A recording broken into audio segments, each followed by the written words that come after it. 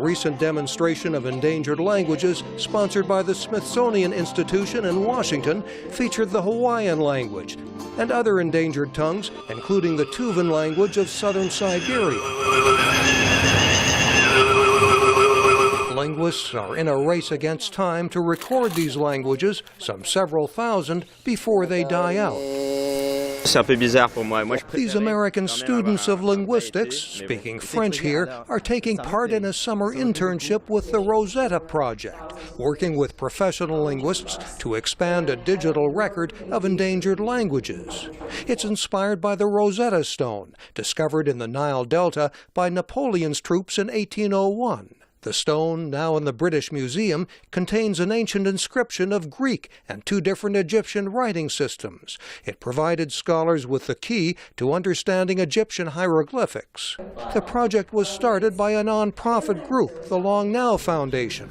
It's creating an online archive and is also preserving parallel texts on an optical disc, a kind of touchstone for linguists in the future.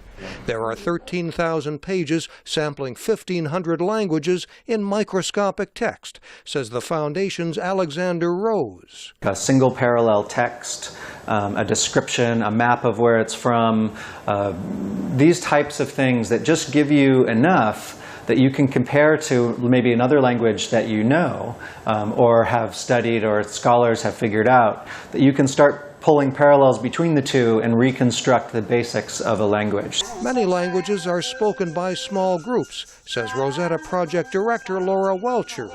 They're spoken by thousands of people or even smaller sized groups. And a lot of those languages are in remote parts of the world. They haven't all been well documented. The Rosetta Project is doing its part, says Welcher. The idea is to purposely create a very massively parallel linguistic collection that's broadly representative of all of our human languages. That could be that kind of secret decoder ring for human languages and what we leave for the future. This project may become Rosetta Stone 2.0 for future generations. Mike O'Sullivan, VOA News, San Francisco.